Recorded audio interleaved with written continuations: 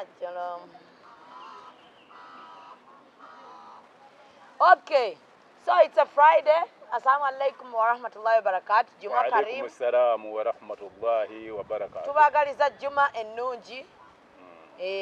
Mugende musale ku Juma. Ne botabagamba. Bantu nango olaba. Tulina okwejjukiza. Okwejjukiza nti Nabbi Muhammad sallallahu alaihi wasallam yagamba nti okujjukiza kw'okusaala togamba muntu nti jangu tugende tusaale. Adhaani era waliwo agiwulira ng'era yeetaagako ne kiri n'agiwulira nasigala nga anti ate omanye esswala eyo yonna gwe bw'oba ogenda okusaala ate Katonda agamba nti ate teweetaaga otaataaganye babadde batagenda kusaala gwe genda anti empeera ogenda kufuna zizo gwe genda kasita tomala gatataaganye sooba busoobi ng'ogenda okusaala ekikulu bw'oyaziina banno baba waliwo abasiraamu bajjukize obagamba otya okujjukiza okumanyi bwe bajjukiza ye omugambe bannange baziinye waliyo omuntu okubaganaadaani abamu tebagiwulira muzeeyi obutagiwulira ndi naye toleeta wano gundizo za bikuku nze sirese nanka bw'oba ogenda okusaala genda nga weekukuma nga laki weekukuma nga woova waliwo abasiraamu oyagala yingira jja nawekka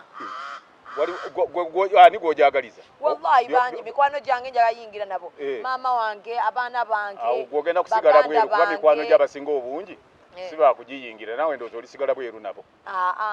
ndi bakugiyingira insha Allah nsaba Allah akkirize ne bakyali bange njala bagiyingire ate nze olabika oli wakusigala bweru siri kyaliwo omanyira muzeeyi omanyi manyira muki wama it's a Friday so tuli wano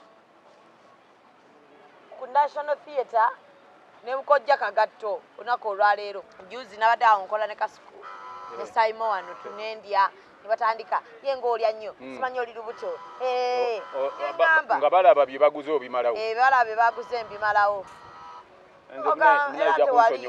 abantu bajja kugamba nti nvuma nnyo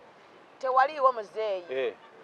yaŋŋamba kale kambaleke lw'onojja onogambera omuntu yenna kati kino nkikugamba gwe muyingire omanya nja kuyingira bw'omutambaala oba olugudde leero nkoze live nendaba nga abantu bakomentinga ku nnyindo yange nene nnyo yeeyiyo olina gwe weeyazikako eyaabwe ate babeere n'ezaabwe bawoza tulina asima baali bawulidde ng'osinda nti olina asima yadde n'okufuluuta sifuluuta kati ate nno nkugamba na kino ennyindo ennene ennungi kati eno yange togiraba njeyagaliramu ate sigenda kulungiwa nkya kuvuma kyokka olaba nvumirawo wano mu bubi bwange nja kubavuma agamba ne naawe kyatusuubira si kyoli wali osuubira ki twategeeragana ku ki abanteerako ebimu nze saagala kummanyiira naye twakufunanga kirabo ate weeyagalidde mu bukadde bwo lwakuba ndino luli tewali social media bwe bulamu bwe mbaddemu okuva 7 mwegi lwe najja wano ku National Theatre okutandika okuzanyirawo n'abamu mwe basikondokera mbu be bandeeta zije ku mboozi kanage ku Hijab Nation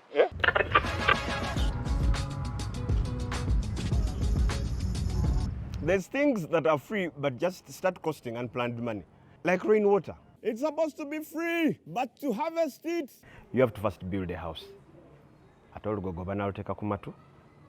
Same way HIV treatment is totally free but has been costing. I mean, you have to first move to the health center. Go spend like a whole day, 6-7 hours. Ogenda kumala nakululamba oluse mirimu gyonna gifa atabamuli na corporate. Uyambala omusoso tegunyuma kusimba line. Then there's also health center fatigue. Omusawo mugenda omuvaako nga bimutemi agala kudda mu bwamakanika. But now things have changed. Your HIV treatment can be picked from a pharmacy near you. And if you're lucky and you have a 24-hour pharmacy, osobola n'okuzuuka ku 7 ekiro n'oteekako omusonso gwo. Ekikulu omusonso.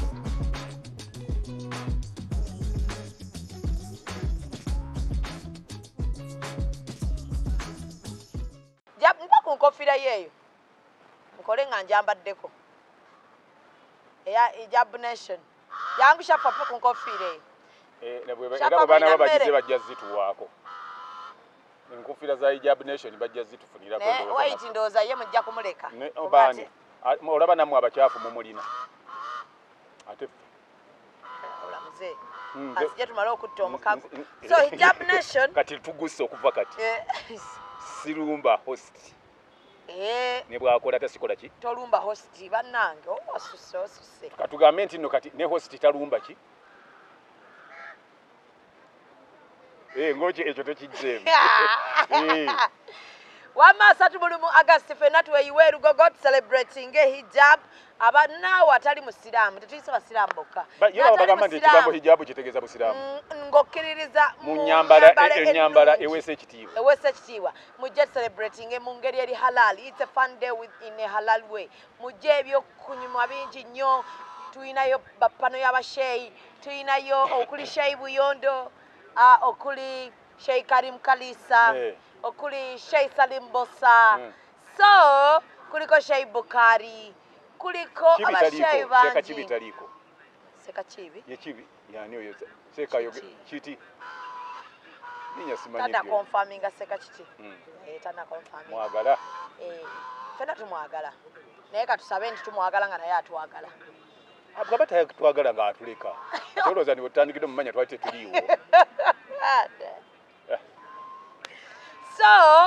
enaku zamaza 3 we are celebrating hijab and modest. Mujje tunyumirwe muzeeyi agenda bbaayo kuteboyo wali nga atudde mashallah mu kanzu y'enjeru nga naffe tunekaanikanye mu hijabu zaffe eza black. Tuyinayo networking abasiraamu baleese bizinesi zaabwe ziraga bannaabwe basobole okuba nga babawagira. Abasiraamu tukyabulamu ekintu ky'okwewagira tugiyita ndowooza gye bayita solida tubulamu solida so twagala tufune ku solida eyo nga bwolaba abanyankole gye balina abanyankole beewagira. Nze nina wali eri abanyankole bemmanye mama babafuna lwakuba nti oli yayogera bwogezi kigambo kya Lunyankole ne badusomba bannaabwe we bagula ne waleeta bibi wangi bye bagula tebagenda walala so tubulamu solide y'abasiraamu anti ekibi wamanyi ebintu bino byakula badakati oli abanyankole tubalaba nti bwagenda walina n'agule wa mukwano gwe oba munne bagulawo fwe bwe tunakola solide eyo bajja bipoliticizinga waliwo abajja bipoliticizinga nti abo bakola kino bali mu bino tolaba bwe bakuŋŋaanirawo bali mu bino naye ng'ate bali bo teri abayoola bano babayoole tebajja bayoola tugendeyo twewagire bannange twesapotinge ekirala tuleke nnyo kubanga twekuba bwekubi kwewa magezi baba be baŋŋambye bw'abagenda okuyingira hijab nation naye muŋŋamba muzeeyi waali wangi mugiyingire nga mugikuba muzeeyi mmute yamukubira bukubizi mugaye nkutadde wa bwabadde waani yebadde akyogera gulyabulizidi waliwo egundi yakyogera bagamba mbu abagitegese bo bennyini si batuukirivu nembuuza omutuukirivu yafaanana atya yo abadongwambu si batuukirivu ani gundi nabbi Muhammad bamala mugamba nti oli mutuukirivu okuba nti asaasaanya eddiini oba Jesus yesooka okuba omutuukirivu mbadde nga olinako womanyi wonna nga bagamba nti Saint Jesus nti mutuukirivu oba mutukuvu naye ate abatuukirivu balala n'olwekyo omuntu atalese ekintu akiteekayo mwe mukikole nga bwe kiteekeddwa okukolebwa so takugambye nti lyalina kumala kuba mutuukirivu sirina kumala kuba dokita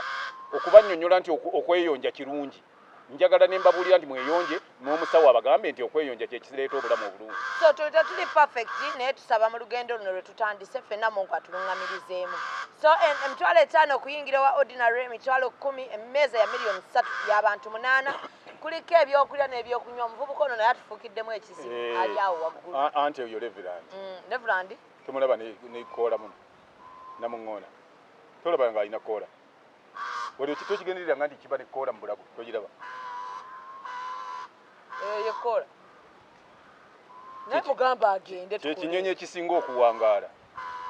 kitemera mu 2.5 bakiyita bakyeki namuŋŋoona gye wali osula eri bisala gye nali nsula gye nakulira eyo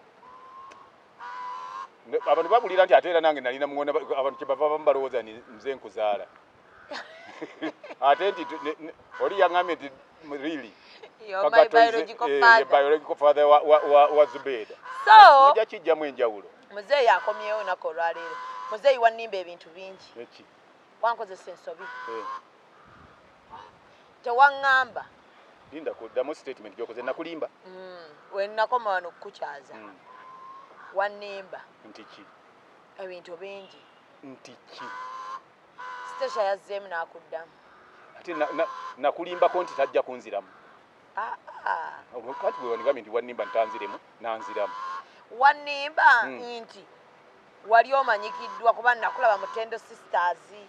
nenkulaba alaba mu mizannyo wano mingi nga gwe bw'olaba ki ndaba oli muzannyi kakati ate lwaki ogamba nti oyina embeera gy'oyitamu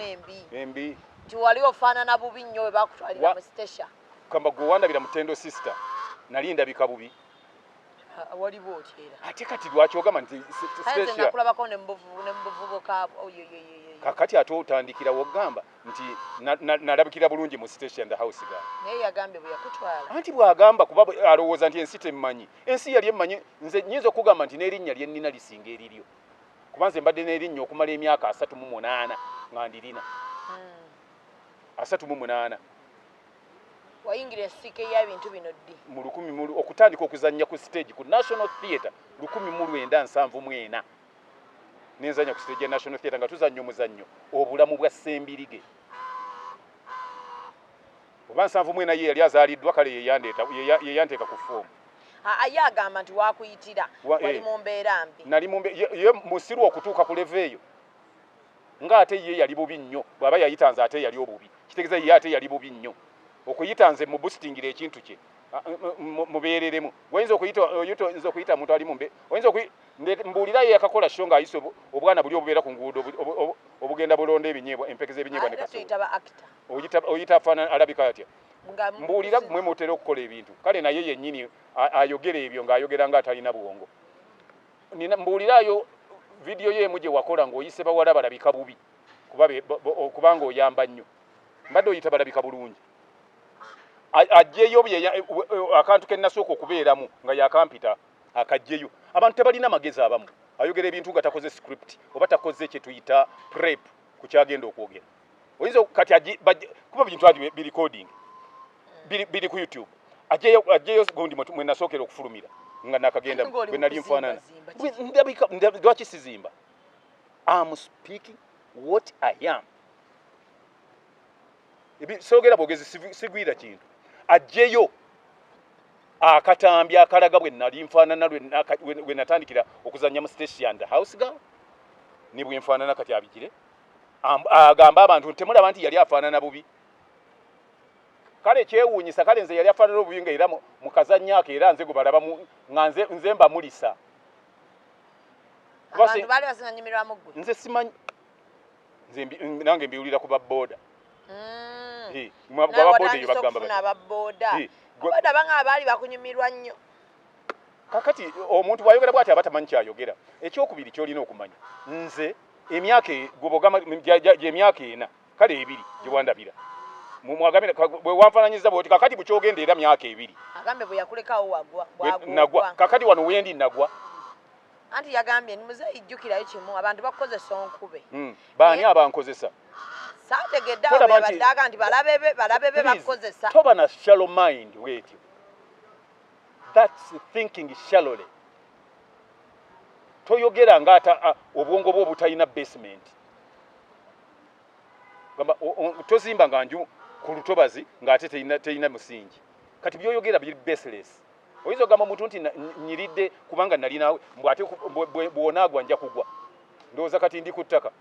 eyo gy'oli gwe wasituka nnyo gwe mbuulira oba wali wasituka lwaki ogamba nti bye twali tukola tebyatambula byakusala nga osituse ate ne bikusala wano abaana abasituse ono omwana ayimba naalongo yani oba babongoota yani oyo yasituka waliwo kyakola nekisala kati naye yasazaamu ku kivvulwawo akisazaamu nga yayagadde lwa mbeera gy'aba alabye nti teri conducive akita naye gwe n'ogamba mbu ate twagwa abadde agamba nti abantu bali mu kukozesa naye baani abankozesa balabe be lwaki kakati atandise okwekweka ate nti sinze mugamba nze tewali aŋŋamba byenjogera byange kwabo abo abantu be banyini passport gye nkubanja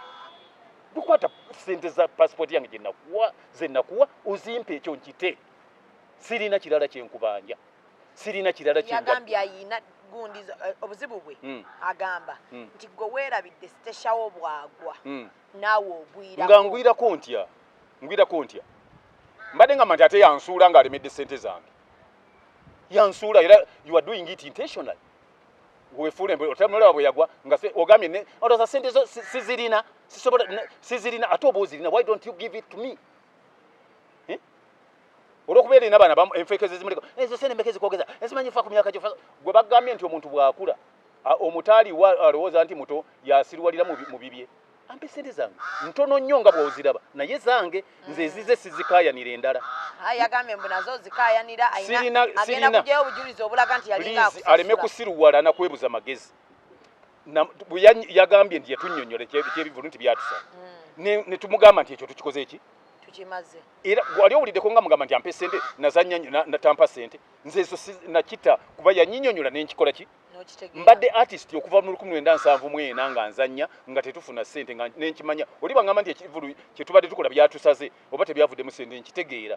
aleme kwekwekwamu ekyo kati kale entegedde ezo nzitadde sizibanja sizaagala kati nezo ne bogamba nti ate zo gyeyo mpe sizaagala kwata siringi zange emitwalo atano ze nakuwa nga ntunze TV y'abaana bange benkyalimba nakati nti TV nagikimyerwa kuba yajinguza yali mubbi in fact kati nja kitwalanga gwe wali omubbi naye nze nvaako okwogera ebyo mugwe wandabirira wutya nkuleetere ku bifaananyi byange ebiwerako ebyemabega olabe bwe nali nfaanana gwe tobirabangako nali nfaanana ntya ate wali mulungi atandikirawo okudongwa nti ate yeyandabisa obulungi omanya abantu abamu balaba ye bw'aba yakulira mu mbeera mbiga era alabika bubi alowooza nti ensi yonna bwe yali nze sirabikangako bubi era mu kibuga Kampala wakati ekyomukisa omulungi nti naawe wennyini wamala mwalimu ba artist abawera emitwalo 600 mu Uganda ng'oyagala okuzannya akazannyako lwaki bwe nagira mwagamba nti ze mbanzija alabika obubi olwo oba otegeera omukyalo oyo alina ebintu byayogera oba ayagala gaininga sympathy oba ayagala ki oba alina kyagoba ayagala kikwateyo omanyi bw'oba abantu ba artist ababaddewo emabega abaamala ne bagwa ayagala nnyo okukolayo ekintu ekinaagugumula abantu bamugoberere afuuke center of attraction abantu abamu bo batandise ddo kiraba bamugamba nti byeweekoza nno byonna biki oli abantu baakutegeera era kyova olaba yabadde akola ekyo ng'alina kyagoba mwene abamu temwakirabye yabadde ayagala kusoma ennamba eyo gyebagize nga n'agisoma ennyamba mugikwate mugigire naye ebinaagivaamu mujja bitegeera nga abagambye nti atwala abantu egindi ajja batwala mube e Canada mube mulungi ennamba eri gye babasomedde that's human traffic omuntu okutwala abantu mu nsi yonna endala nga tolina lukusa bajja kukwatanga gundi human trafficker obadde eyo gy'oli gwolowooza olinayo faamu oba bakuwaayo district oba olinayo gutundutundu oba province nti mwotebuka abantu bobojja gyozije ate era abantu omanye abantu abasiru tebaggwayo n'ababuyabuya n'embuzi teziggwayo abalala bajja zikwata sente baziweeyo era badde bawolome ajja batwala nga bwe yatwala ab'e Dubai yabatwala anti nange bwe ngambye ngera bwe ajja bakolera oyo talemwa ngera bwe yakola ku passport yange talemwa ajja batwala ate naavaamu ekyobusiru bana natidde abantu lwaki tebakola gundi purepu yagamba nti talina sente zange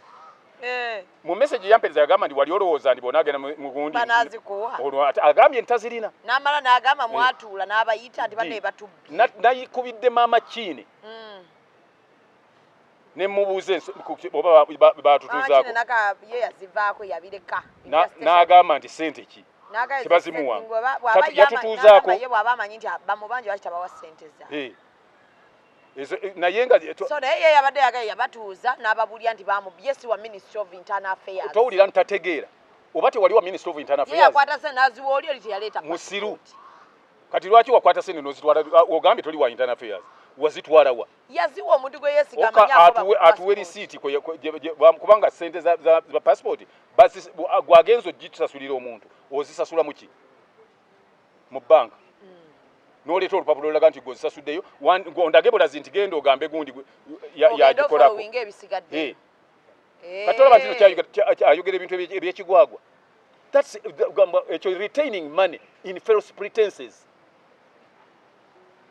sente watulimba lima nti ojja tukolera ku bya passport olina b'omanyi ogenza ate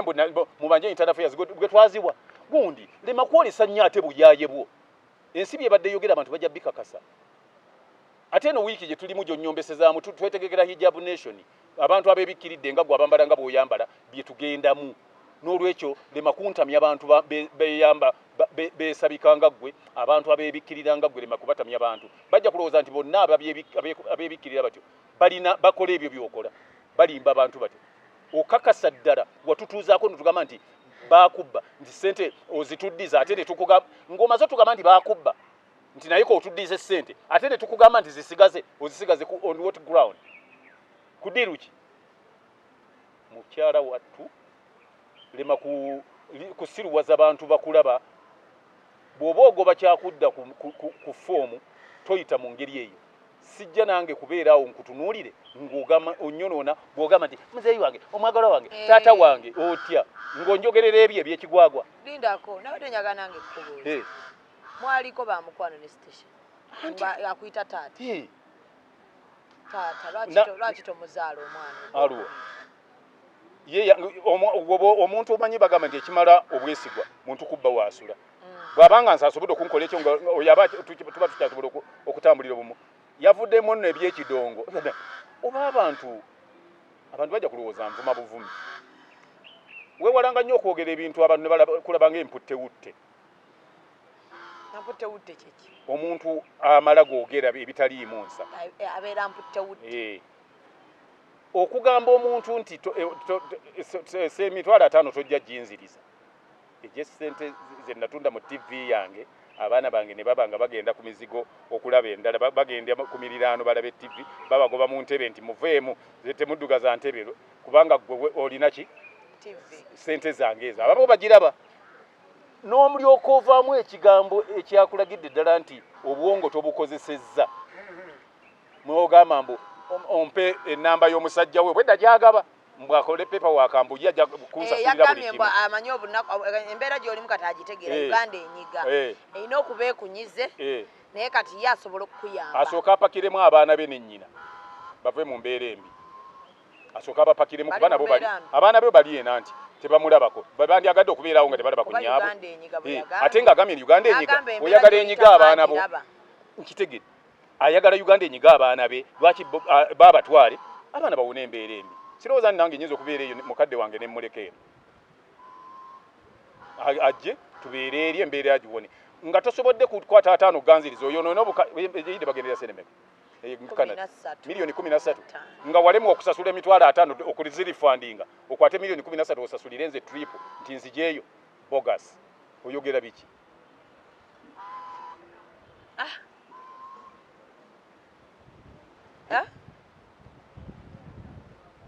ogambye ki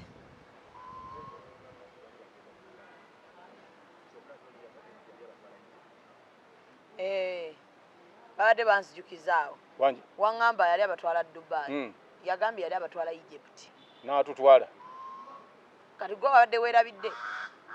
nze sibyawo eyo yonna sibegamawanga ga Buwarabu ani nze sibitegeera sige gali mu nnanka y'Abawarabu awo kakati bwe tuba tutwali tugenda ye sikali gyagamba gye yali baali gwe tebakutadde ku lisiti kakati kati olaba obubbi ate baali bayise ye ne maama Kiini lwaki ate fube yagamba ndeete passport n'abaagaliza n'agituwa olwokwo kuba kwagaliza bwakuwa ssente oli ofune passport n'otagimuwa oba omwagaliza aleme kwogera bintu biraga ate butaba na magezi oba onjagaliza gwe okugamba nti nkwagaliza okulya leeta sente nkuleetere piraawo wali olusiniya n'ogenda n'otadda oba onjagaliza oba onjagaliza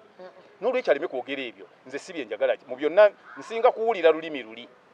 sente zo ziri wano nga nzirabako ate nkakasa ensi nti sente ezo bw'ali zimpa bw'ati Stacia nti akutte sente zange oba zitadde ku simu ya Zubeda oba ku yakasuku oba yaani ne bagamba nti sente sematimba sente zo ziizo totuleekaanira ngenda kudda mu kamera mbagambe nti omukazi yamaze ne yeekola ki ne yennyula sente zange n'azikola ki anjagaliza nnyo oluvannyuma lw'emyaka 2 azimpadde ngenda kujja mu kamera mbagambe yazinziriza naye watali ekyo nja zibanja paka ate bwe tufuna omuntu ki n'agamba ye n'avaayo omuntu yenna nze kisayinza ovaayo eyo n'agamba muzeeyi njagala owummule omanyi omuntu gwe bagamba nti gundi awummule ayagala nfe muzeeyi njagala okkakkane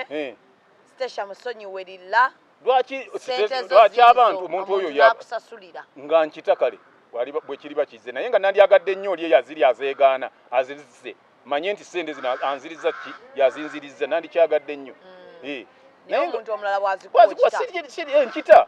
nemanya amakulu go yagakuzaho TV y'abaana bo kyenjagala kati abaana bange tebajja kubeera mu kiwubaalo nga oli eyeegaana alimba abantu nti nagiranga bwendi olaba nti buli kaseera akyusa statement nti nalingira bwendi nali bagamba nti muli mu content nani mune station nze nkyayinza okuddamu okukola naye content oba yeegaana nti sirina kye nali nkola bisambi bitereka bamukubira essimu abeereko oli nange nga bwe twogera oba nze nali nga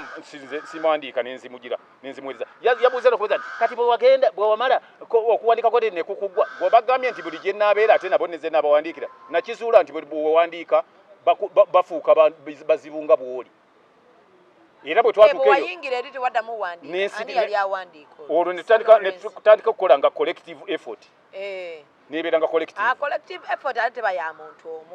muntu omu waliwo omuntu wano gwe nakigamba a collective effort tosagamba nti nawandiika abantu bo bagambye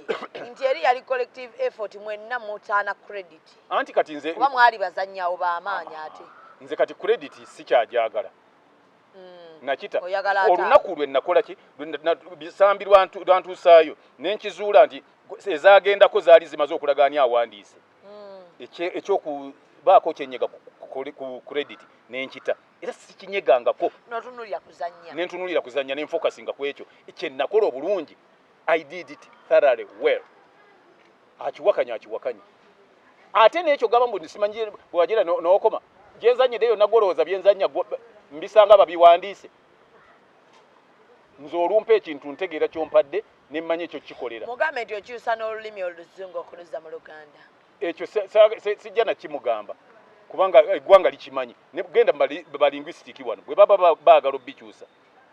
they contact me ne bogende makerere bwe baba bagenda okukyusa ne bajja ku UBC kuba bamanyi nti babeerawo abo ku UBC ne bakontaktinga nembikola so aleme kulowooza nti nali bubi sibeerangako bubi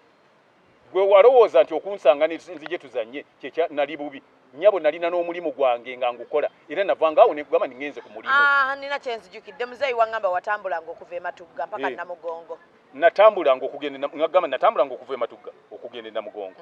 nga ntambula wenfunire bakuyitira ki crane nga kiriruda ebisitule mmotoka musiru kye yakyogedde ekyo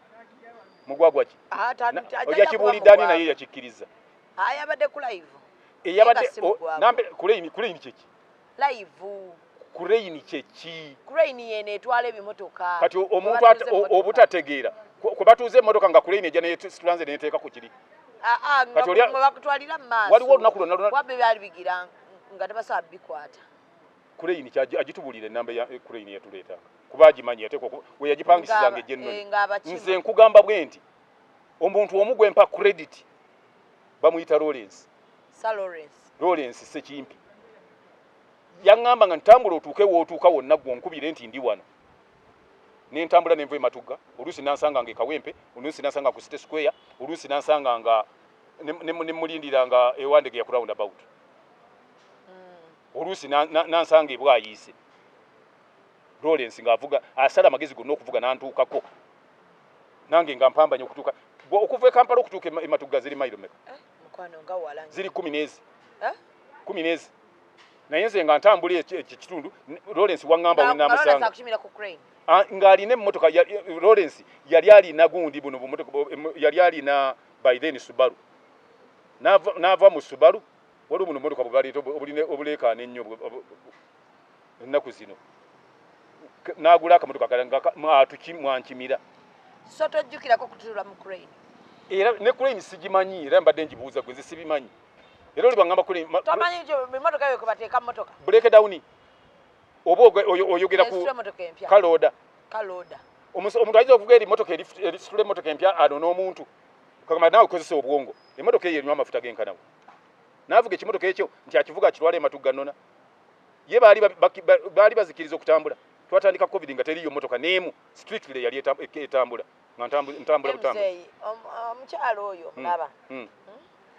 omukyalo oyo n'alwala bw'abanga yababeererawo ne mu bulwadde bwe yalwala tulirudda mwandibadde mukijjukira nze yalwala mwaka ki sijjukira mwaka gwa Stasha gwe yalwalira munenga Stasha yalwala ebbanga eddene nange nakimanya kati ate yatubeererangawo ng'ali bweru mulwadde yalwala bulwadde ki omutwe Stasha yalwala omutwe ne batukako nga bagenda namulongo headache kakati nze nkoze ki nagaanako ntalwadde headache nanti waba yababeerawo ne yatubeererawo muki okutubeererawo muki yabalabirira okulabirira ani imwe nga bwe mwali kakati njagala atwagambe tovumaosti njagala okuva olwaleero ensi etegeere kiba kya busiru okuba nga olina awaka abantu era oba oli mu wulenge ng'olina abantu awaka n'ogamba abantu nti mbalabirira oyagala nnyoko kyaba abalabirira abantu awaka oba abakampuniyo bw'oba omanyi nti gwe ate ogambye nti gwe wali ogitwala oyagala ate owa mukwano yabajja alabirira ebibyo Stasha alinawo we yanyumya emboozi n'agamba alinako ezijjukiddeawo ke yagamba nti ajjukira olunaku nga byonna biganye naye nga talina na za air ticket ajja ati mukwano gwaffe sister n'amugulira air ticket naye teyatugamba ani yatwala sister yagamba teyamanya ajja ati yava Allah yamuleetera sister waffe mukwano gwaffe tumuyita sister teyamanya Mungu yamuleeta atya gyali kachapizo ye yamuleeta kachapizo ye yamuconnecting ye yakolekitinga ajati ku station ngate teyakitugamba ekyo ndikatayinza kati nze bye nakolanga ebirungi abyogera bukyatandika mu interviews linnya lya Leira nti yatwalayo ajati ogula tiketi nga tebamwebaza Leira Leira ate wamma Leira mukwano gwa ajati nidda kakati tegeza Leira mu mutima ye yawulira nti bambi ayagaliza kaŋŋambe ajati nakyo oba ayagala aveeyo akyegaana gundi we just keep silent kuba tetwagala nnyo kujjayo bintu bimu Leira Kalanzi njagala mukubire simu togirina mukubire omubuuze nti wamma olina kyomanyi kyonna ku kugenda kwa gundi wamani waliwo omukyalo mugambe wone waliwo omukyalo agamba wano nti yatwala Leire gundi wa Hajati bamugulire tikiti wamma wamanya akaani yamutwalayo mukubire kyo bomubuuza nze nga ndi wano kuba nveeko nga bamanyi nti either nimba oba ki nze saagala nnyo kwogera bitaliiwo mbadde nninda gwe kuba simu n'olwekyo ebintu ebimu lema kwogera bintu bitaliimu kakati nina kyenkubuuza eko olina abantu bameka nina nga nabe kale eyo mukaaga oyinza okudda mu bantu n'ogamba nti obalabirira ate ntya oba olina amagezi yampa obuvunaanyizibwa obwo ekyo kati tukomaawo olina ekibiina ekizannya bwe muba mulina bye muzannya bali 30 osobola okuvaayo n'otandika okugamba nti obalabirira tolaba nti oba mwasamu nnyo batendeka nga tebalina kye balina ne bagenda ne tabanonooza n'ogamba Mungu amwereyo tolaba nti kati gwe nno ng'obatendese nze station yantendeka emyaka nali nga firimu zezannyemu zaali mmeka it's because wali omaze okulaba nti nina byenkola ebitegeerekeka ebyali biyinza okubaako kye byongera omutindo ku kintu kyo n'ompita you called me on merit nokunzikiriza in fact kuba eyampita yali bisambi bitereka wanzikiriza lwekyo kye wali ondabamu nekyenyinza okwongera ku kyemulira kyendowooza nti project era nina kye nagyongeramu era ndowooza nti bajyogerako leero because of me era bwe nagivaamu walaba gye yadda gwe ng'ate okyaliwo agamba nti gwe wansitula kale kolayo emu etambule teyakolayo ndala nga nvuddemu yatambula etya kuba temwalimu bye nali nteekamu byange so nga ate era director yali omu producer akyali omu naye writer nga akyali omu nga gwe bagamba atalina kye yali akola abivuddemu ki ekyagendako ekyeyongerako Leila yavaamu ddi yavaamu mu 2 n'abalekamu bw'avaamu ne tuleeta mama ki nze ebintu byali wakati we ne Stacia be babimanyi naye ate ekirungi omanyi Leila takyawa laba ate mu India ate bwagamba nti nsijja kulowooza ku ebyo kankole kino kiri kyobadde obuuzaako ekyokungeri kigundi gye yafunamu tiketi. Naye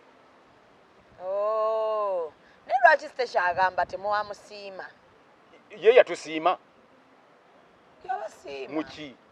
okuba ntampadde tumuwadde sente za tiketi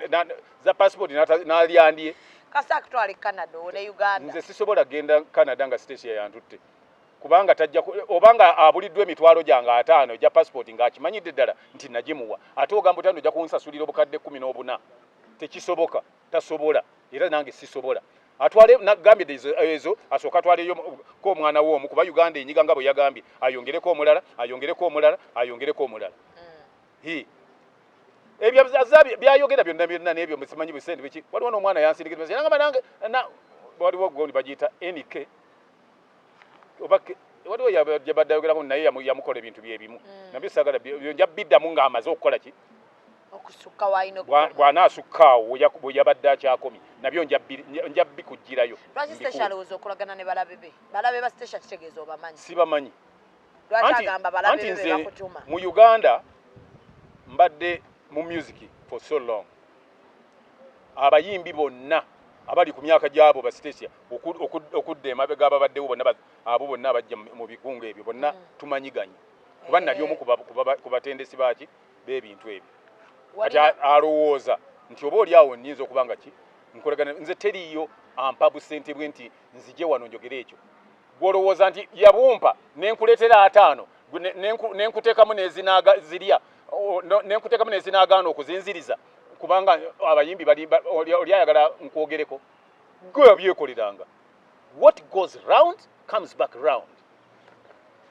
Ate waŋŋamba luli baŋŋambye mbu wagambye mbu Stasha omusinga okuyimba. Anji?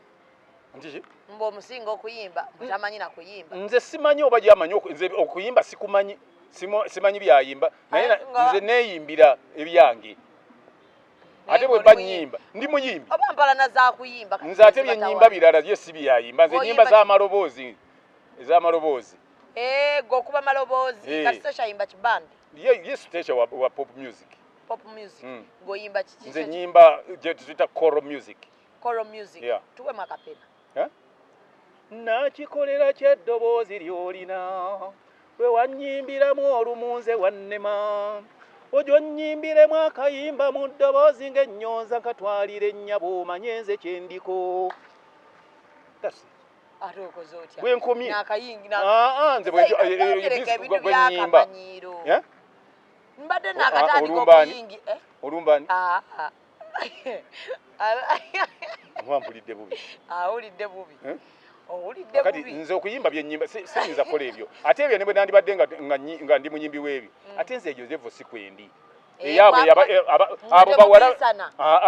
abawala be babisana tebabawulira nga ono nantongo simanyi ono molini ono ani mbw ate ono yanziba emimiro ate ono yandoga bino kati bye babeeramu nze omuntu bw'ayingiramu ebyo nga gwe nkuta k'oyingiramu nti bandoga ekyo nkita gwe nkuta buti. So Stasha talowooza nti oli talented n'okuyimba if I was not talented why would she call me? Muzeeyi wasoma kwenkana ky'oluzungu ng'olwogera nnyo. Gw'olowooza nti okusoma kuzze ku mulembe gwammwe kwakajja amasomero agali mu kibuga kuliko lyosinga obukulu. Nkubuuzizza bubuuza. Amasomero agali mu Uganda bagazimbye ku mulembe gwammwe. Wasoma? Saasoma nnyabo. Ate entondo nazo zikunnemesezza. Sirina ntondo. It's because I reason beyond your understanding. Gwe nolowooza nti nina entondo. Akale waba reasoning beyond my understanding weekyazi. Nedda nze era ekyo ekyakumpisizza gwe wampise ng'omanyi nti byenjogera biri waggulu. Nakuyiseewa muzeeyi. Nsula wano. Nze nsula wano. Kati ndowooza kati ndowooza hosti bamulumba tumulumbe. Nakuyiseewa aye tomanyira nnyo nakuyiseewa. We bakuzeemu nze nakuzeemu. Nze omuntu eyeebikka yenna nfaananira oli. Ate ne size. Omuntu eyeebikka yenna kati bwanfaananira nkusaba ssente zange za passport. Kati bakusasula ffenna ogera tandika otwagala. Kuba nsasule kale. Naye nze kibi sirina kabina. Tetujja kagula. Naye beera nga tolina nkwawule kw'oli. nkwawule sikulimba tokikola n'okagula njagala kwawula gwe neme kusensebulanga ate ejja kusigala nga nkwagala kuba nyinza kwagala ennyo ate okusinga ne bwe nkubadde nkwagala ng'omwana wange so you are replacing her kati akulumba gwe nnumba luli mbadde nga njiwawo omubiri nga amulumba nga nfiirawo nze lwakuba mbasiba kuziba ku mitimbagano naye n'abantu bonna ng'ensi ekimanyi nti nga bw'omuyingira nga nange nkola ki naye kati njagala oli akuyingire ate oba mbadde njagala ombuulire ku abo ababadde bawoza mbu hijab nation bagenda balaba bagenda kujja bakuba likodinge nze nkute okwata kisumuluzo ng'ogira onsumula kufulu ng'olujegere nduvaako nga nzija nze ndigoonya oba kamuwasi ate sigaaya wali olabye goonya ebanja muzeyi watuuka ku university saatuukayo wakomawo nakoma mu senior 3 ate oluzungu olina lungi kitegeeza edda mwasomanga nnyo singafu lulimi wasoma busomi lulimi oyiga luyige ne bwe nandibadde saagenda ebungereza teriiyo batagenda ku ssomero pozi wagenda wakulirawa nakulira muno mu Kampala I was in Harvard eyo nagenda mu byaffe bino ebya Professor Bone wagenda Harvard n'okuboonesa n'emmeka $10 You went to Harvard and come back with only $10 after spending a lot of years. Yeah. So toyaga muntu yenna kumanyira. Okumanyira sikwagala. Nabulabya owulira mpulirayo nabwedda nagajegera. Banayo obwavu kibi okula singa kati ejemeka tokayanira sendezo. Obusiru obubali omuntu bwaba yenkananze takayanira kintu kye abakayanira ettaka lyabwe bulijjo n'ebitundu n'ebiri kimu n'abakayanira entebe bato. Bakulu. Nze manyi kyenjagala. Oyagala ssente yo. Akagikwata alabo banaddamu okukola ki? Tewali yakubiddeko yenna ku nsonga zino. Oba maama wa Stasha, oba mukwano kwa Stasha. Gundi yankubiddeko. Oba Salore. Manager we. Yakankubira emiru. Achali manager we badde bangaba bayawukana. Bayawukana. Naye yabadde ampisa nti njagala kwogera naawe. N'obutamuwa budde. Samuwadde budde ku lunaku lw'okusatu ne simuwa budde ku lunaku lwa jjo olwokuna olwaleero lwe muwadde obudde essaawa z'olweggulo nja kubanga mulaba olunaku olwaleero ku Friday nze nti mpulire olulimi lumu nze ninga bw'olaba ATM ewulira lulimi ki owandula ssente oyingiza ssente kakati gwe bw'oba olina ky'oŋŋamba kyonna ŋŋambira awo kubanga zirinna zikola nabagaana abantu abo suule kino njagala mpuliriza naawe olinga gwe ekyaziza naye nabadde simanyirize kulaba bye basuula sazze kuba kusala misango gya bye basudde ate bw'obanga toyagala kaddiwa mangu weewalanga nnyo okunonooza buli ekibaawo ekyokita n'owuliriza n'oba ku kikyo kati bw'onaawulira ng'ate ne giraasi egudde ng'era okyuka ojja kaddiwa giraasi egula sente meka enaakukaddiwa nina emyaka emeka gwe n'omala otuuka mu gyange embwa egenda kubanga tekulya kali olumbawo anti gwe onsokasoka nina ebintu bimu bana byesaagala bannaye mujja kugamba nti oba ndi mubi oba ki naye sirina mumwa nze ndi muntu mulamu anti wallahi ate oli muntu mulamu omalako sikulyangako ng'oyoma wayombakawo we banyumba n'onyiga masembe lwe baategeerako nti ate muzeeyi nga yanyiiza aba mulala gwoba oba oyagala okundaba kkala yange lumba muwala wange obannumba wajjayo ebiso n'ojjayo buli kimu n'akasaale nkajjayo ate sifaayo oba wa military yandi mu maaso nenze nensizinga n'oŋŋamba onkoze bubi nnyo anti nze saagala ne banziba script abaadungu wali bagenda kufa nga tebalina gubazizeeyo kubba script kwemoolamoola ekyo kiri intellectual omanyi ebikolimo byo bikwata byabakwata kati kankubuulire kino olulimi lwange lutonzi ekyo nkikugamba olwaleero bwe nkugamba ekibi kijja kutuukako ekyo nkikugambye ndi mu kamera nti bwe nkugamba ekintu nti nkugambye kino kibi gy'oli kijja kutuukako so nze nkumanyi omanyi muwala kireke ekyo togenda nkugambirawo nti ekyo kiveeko ekyo tokikola ate kino nti ekyo kireke naye nze nkugamba bwe nti sirina muntu gwe ninako buzibu abantu bakuinako obuzibu abantu baninako obuzibu yakusanze mirembe gyo emyaka egyo gyonna mbadde simulaba simanyi nti gyali tomanyi nti ondeka wali wamusasira lwa bulwadde buno anti yaŋŋamba muweemu emyezi 3 ne muwa myaka egi kati unogenda ate omunoonye ng'omuntu kati ne twogera ng'abantu kye munnange embeera nga bweri bweti olabye otya kati bw'ogira bwoti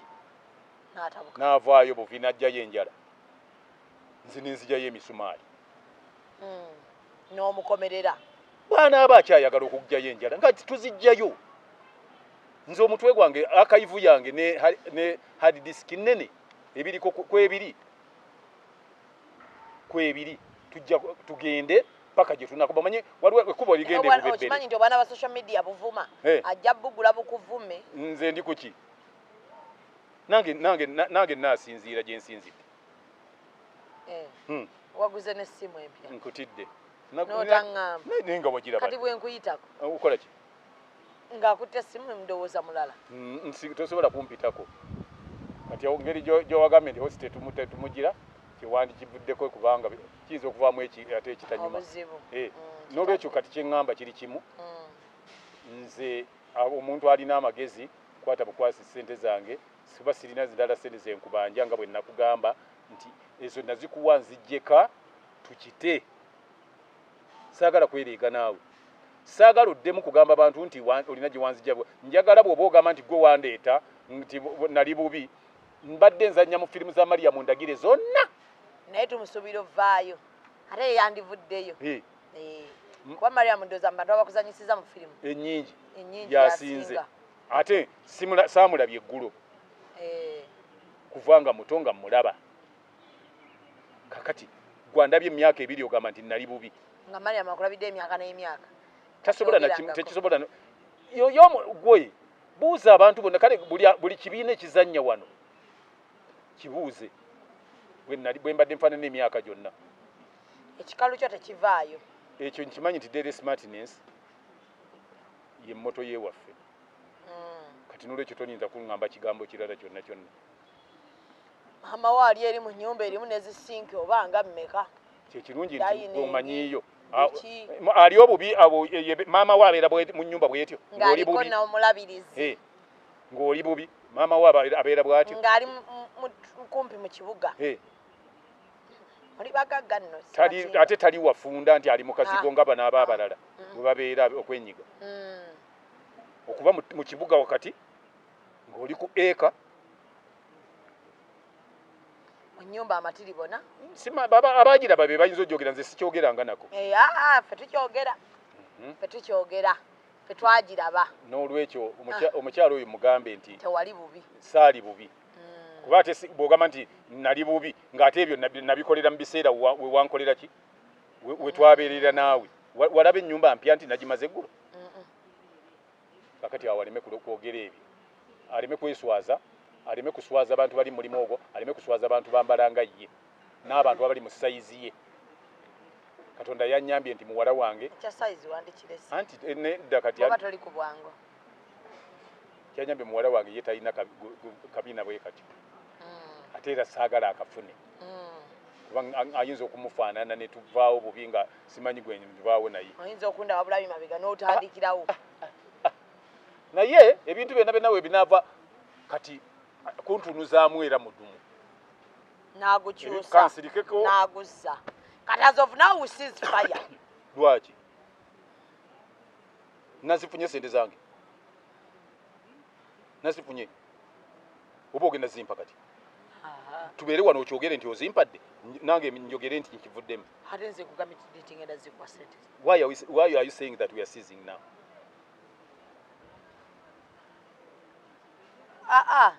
kyeŋŋamba as of now kata natuddamu oba tetusizinga mpaka nga sente nze sisizinga okusizinga nga mmaze kukwata ki mitwalo 5 sisaba kakadde era sisaba nsabe sibanja kakadde sibanja kakadde kamwe emitwalo 2 oba 10 oba ki manja emitwalo 5 kuba gye namuwa ninabala sifaayo waliwo omukulu munno gwe mbadde naye wali naye ate wa industry agambye naye ebintu ebimu nze ye mbu ye asonyiwa neyeerabira yasonyiwa anti ye towulira naye bwannejjeeko nti sinze abadde yeeyogerako nga ye nze ndaba yandisonyiye n'akireka oli yandisonyiye n'azimpa kuba agambye nti azirina byatayagala sikamuguwa n'abantu kubanga yagambye ekintu bwe kisukka emyaka nga mingi mukulu muno omutegedde gwe ngamba mutegedde n'agamba bwe ekintu bwe kisukka emyaka nga mingi ate nodda oluvannyuma lw'emyaka egyo yakiwuliramu obulimba bw'aba bw'agamba nti obulimba mwebuli kati ye akiveemu kyakulekera olimba nze nnimba ebintu byange gwe wawuliddeko olinga agamba nti nnimba nanyini oliko obanja kakati yagambye bugasene mwazi musonyiwa ne muzimba twakisanga agambye alina bwe twawandiikanga ng'atusasudde n'agamba akyasirise aprintinge essimu n'agamba essimu ye mulowooza yagireka essimu yagenda nayo ayinako bwino oli rede nze kyendi rede mu kyokimanyi nti bwe yatunnyonnyola nti sente zatambula bwezi ebya sente ez'okuzanya twabikola ki kakati nze kyenjagala kimu sente zino emitwalo 5 gye namuwa mu kashi biri nabita sinina we nali musenyidde atya nze nali luddawa nga ne maama kinene bwe twamukubidde yagambye nti takikolangako yayagala sente ze bw'aliwulira nti sente zaali zisasula maama kinene naye mulimba nga nze bannange tufune sesha bw'aba akoze emputtu lwaki tufune bwe tweyamba tuwe muzeeyi kagatto sente ze kuba tajja kunze ono mumumanyi ono taata wange bini abiri wabadde siriyasi noonya abongera kasa kakati alomba obulombi ng'ate nina ezange ewa statia ninga alomba edda noonya abantu basaba kuwa sente muzeeyo tule ekyo kikole ku lulwo senze toba ng'agamba nti nze nnomba ate no ninga kakati nze ate tunoonya abantu abakuwa sente it's okay bini wabadde ongambye okumpa abiri oli siriyasi nze nzikwate sente zange azimpe nneme kuddamu kunyega kigambo kyonna era nja kujja mbagambe nti Stacia yamaze neyennyula n'azimpa sente zange Stacia yagenda zikuwa kuba ye tusuubira nti ayinza okuba yasibye llo anti era nja kusigala ngamba nti era yasiba n'atazimpa nja zibanja ng'agamba ajja kundagako bw'agamba nti ajja kundagako ng'agamba kati yogera okwogera ku kusasule anti omanyi kankubuulire kino gwe bw'ogenda ng'ojja ku bantu ssente ndi ogenda bafunira passport bwikanigoligo nti omuntu bwati ne bwati yamanya ge gundi negundi kati ali Canada nawulidde ali Canada yanzijjako ssente ndi agenda kunfunira passport n'agenda ssente zange bweziti period oyina balooya nsi sirina balooya naye ekintu bwekasitamala okufuna kye bayita SD number kiba kimala bumazine bwe siba na balooya kubanga omuntu nga yakayingira mu kkooti yonna kati kankikugambe kino gavumenti ebe kuwa looya bw'oba omwetaaga era bw'oyimirira muno bagamba njagala gavumenti empeeyo looya omuwano bamuleeta kakati nze tekiŋŋaana kunoonyereza gundi kanso wa Canada waliwo omuntu omutambuze oba tourist oba ki yatubako ssente zaffe eza passport ali mu nsi gundi oba eyo mumumanyi waliwo omuntu ayingira ku immigration ne batamumanya gy'alaze nannaku zana amalayo nawaasula kati bagenda empola oyinza ogamba nti sirina balooya kati kankubuulire famire yaffe esingamu balooya ku baana 67 kuliko balooya 36 kati oyo yazaala abaana 67 kakati ekyo nkikomezzaawo ate kati okikomezzaawo ŋŋambye eki ate bwe mmala okyogera ate era nziremu ekyo nnondobereze baabo bazaala abaana 67 mu famire yaffe ate mulimu oba ne dokita ne badokita mwebali twalaba omugagga kalaala mwebali badokita n'abaana abange benzaala kuliko badokita babiri era nali ŋŋambye ntwale ne maama wo nga njagala omwana muzzukulu gundi we yaba amujjanjaba mutabani we enefeeyi nzijukira n'omugamba so balooya tulina bangi ne Shamim Malende naye sister wange Malende sister wo mbadde neerabidde Shamim Malende sister wo Sebbanja Malende Sebbanja company advocates ye yaffe ye yamo ya family waliwo Nsibambi company advocates baleta ataano gye biraga nsobola okugamba nti eyanzibako ssente zino ali Canada abadde amanyi oli bubi bw'alowooza kakati alowooza ekyo kale ambuulireyo ababe mu famire ye bana nze ali obubi ambuulireko abantu baaba alenga nawe wuyo oli botany ndi botanist ya kati nabintu wabiraga si birungi anti agamba nti nze ndi muyayi nze sente zange zemmanja nzaagala n'abo bonna abakuwaga when we go legal obayitanga ne babeerawo ne beewaga so anytime from now we shall go legal okera kumanja zilingine ngati wayi waliwo omuntu gwe nakunjirira passport yange nambulako nadduka nawulidde ali gindi nti gwe kasito reporting kakiwedde gwe tokimanyi nti omusango teguvunda teguvunda zabika emipiira you are ready zabika emipiira tugenda kuyimirira naye wonna we tuli batuli bandabe nga nyimiridde bwe nenkana nga nkubanja sente zange nga wazinzibako nga tompadde passport yange onimbye nti nno ogenda gindeetera nga togireetanga bagambe nti nze mu kyamo asabe ekyange bamugezi can we cease fire when I get my 500,000 tosobola sonyiwa mutulira kulwalirira sisobola musonyiwa kubanga katonda ye kyonna tayinza talina wakigambira nti olyanga omuntu nomala omwewanirako n'ogamba nti nsobola zikuwa naye sijja zikuwa katonda n'akulagira musonyiwa kale oba ye katonda alina we yatugambira nti olyazaamaanyanga omulyazaamaanya tamwagalira ddala kati awo sisobola ate wewale nnyo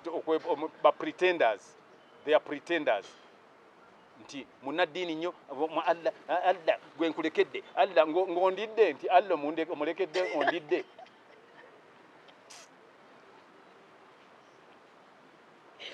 akwasizza Mungu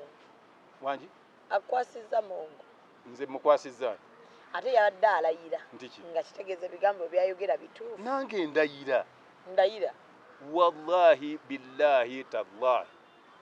wallahi billahi tallahi I need my 500,000 gamba nti wallahi billahi tallahi manja station wallahi billahi tallahi manja station emitwalo 5 eja passport yange gye namuwa n'atagireeta n'atampa communication na guno gwaka paka luyadduka n'agenda wa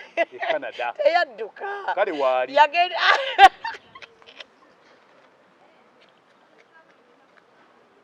andi yagambye nze muyayi yagenda mulwadde yagenda mu ddwaliro ki Canada Canada yagenda mu ddwaliro ki kale nga bwaliwo asobola okutulaba bwazina amazina naki akuba ebifaananyi empapula z'eddwaliro azituteere ku ki atugambye nti mbadde mu ddwaliro egindi si kyeŋŋambye nze anti bakugamba nti were you sick nti yes okay produce your medical form mu kooti eri ate nno oyinza okubijjira n'owerabiro bitaputa ng'otomanyi nabo baseetinga nga nina muganda wange yali mumanyi n'omumanya n'anyaga ettaka n'akola ayagala gundi letters n'ajingirira ekiraamo n'asayininga ebintu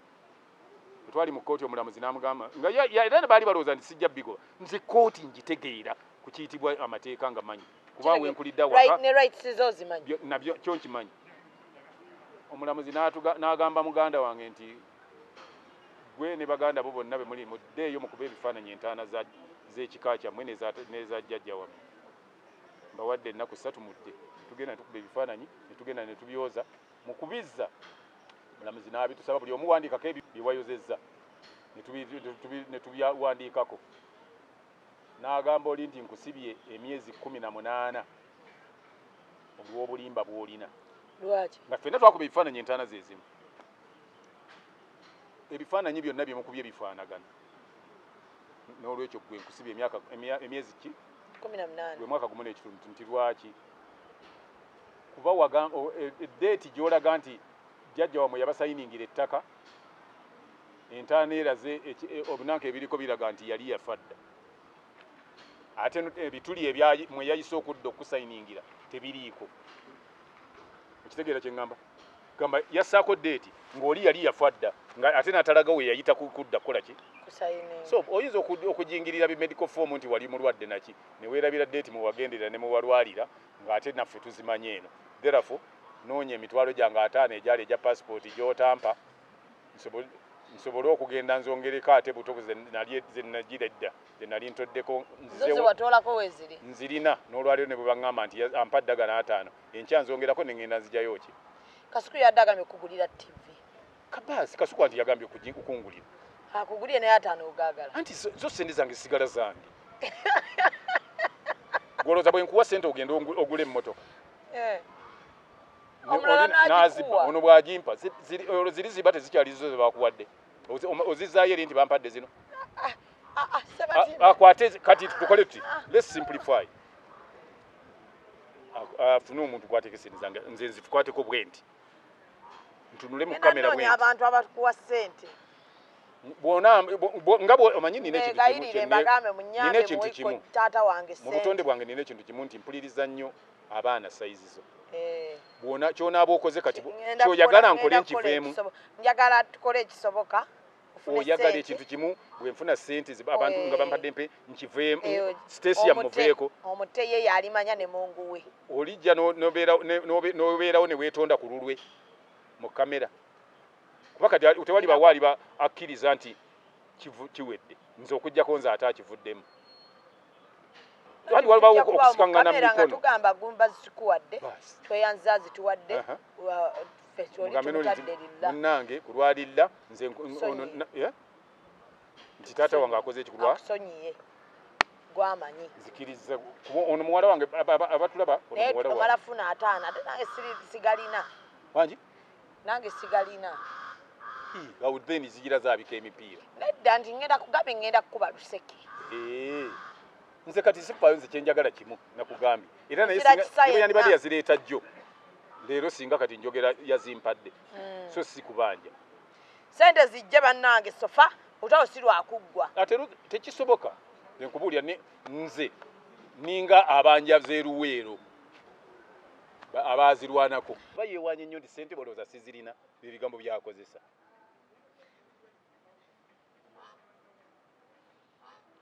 ababe balaba tebali ku TV ate nga bwe yagandi yazimba anjala sente zange njagala TV nange ewange bwesimanye pasipoti egula miliyoni mmeka nze nensirika ne bamulumba ne bagamba nti egula ezo entono zeegule naye zamulema oli zamulema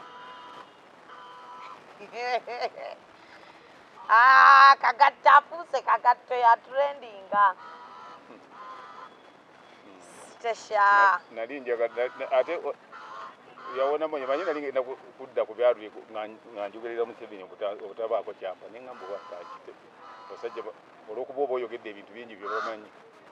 bajja ne bakunyigira ku lwala ng'ensekere era nakiteeka era ebyo nali tetujja kukuganya nabiteeka bano aba bulijjo bolumba Hashimati gundi Zubeda manyi ayagala byonoonese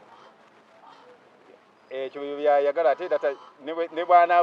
bwana abaalina kyayagala okwogera ajja kusirika busirisi bamale okuvaayo kuba ye ayagala kusensegula naye nagamba naye ate baatubukaganye oyo baba oba komenti babanga abalamu tewali bakkubidde abeewamu ne bagayireke ofe tebasobola kuntula ndi mukambwe bakimanyi kubanga babuuza nti bwe nali njagala kumunani yannyambako singa mwazi ebbanga embaze nga sirina TV yani yagigula abaana bange tebaliyo tebagenda mu bibanda ne buli kaseera bagoba temutuula mu ntebe buli gye balaga 31st August Hijab Nation Lugogo Millennium mujje tunyumirwe bwe tusibe tugende okubeera mu hijabu zaffe za black nga tutaddeko enkofiira zaffe nga tutaddeko obukooti bwaffe kwegamba tugenda kunyuma nabo bagambe waliwo abagamba nti ndasana nnyo bagamba mbu olasana nnyo muzeeyi yayogera alinga alina wano kayingini bajje bandabeko ng'ate sireekaana nga siyomba nga ndi mu mudu zange za Hijab Nation balabe omuntu bwafaanana n'abaagala babimbulizawo byonna byeboogera mukanzi ye enjeru onekaanekanye n'ebyo byonna byeboogera nga wabuuza ng'oli ku social media obimbuuze mbikuddemu musibe bulungi mweraba